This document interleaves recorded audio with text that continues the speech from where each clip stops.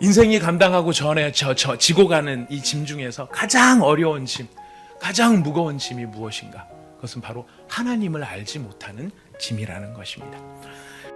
하나님을 알지 못하는 사람들이 어떤 사람들인가? 하나님이 숨겨져 있는 사람들이 있어요. 어떤 사람들에게 하나님이 숨겨져 있습니까? 스스로 지혜롭고 슬기 있다라고 생각하는 사람들한테는 하나님이 숨겨져 있는 것입니다. 수고하고 무거운 짐진 자들 어떻게 해야 될 것인가? 바로 그들을 향해서 예수님이 선포하시는 것이죠.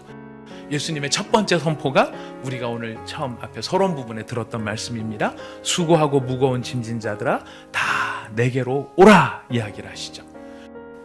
딴 데 가지 말라는 거죠. 예수님한테 오라는 것입니다. 왜 예수님한테 가야 되는 걸까요? 여러분 아까 읽으셨어요. 아까 27절에 읽으셨어요. 뭐라고 읽으셨느냐면 아들의 소원대로 계시를 받는 자 외에는 아버지를 아는 사람이 없기 때문이에요. 우리에게 참된 계시를 주실 수 있는 분이 누구이시기 때문입니까? 예수님이시기 때문에 그래요. 두 번째 명령은 배우라라는 하는 것입니다. 배우라. 누구에게 배우라고 합니까? 예수님에게 배우라. 근데 배우는데 그냥 배우는 게 아니고 뭐를 메고? 멍에를 메고. 멍에를 맸다는 게 중요한 게 아니고 멍에를 맨 이유가 배우기 위해서 매는 것이죠. 뭐를 배우는 걸까요? 예수님을 배우는 거죠. 예수님의 무엇을 배우는 것입니까? 예수님의 순종을 배우는 것입니다. 누구를 향한 순종? 하나님 아버지를 향한 순종이에요. 하나님 말씀에 대한 순종이에요.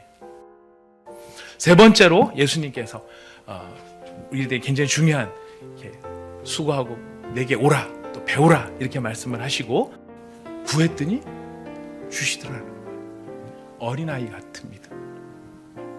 어린아이 같습니다.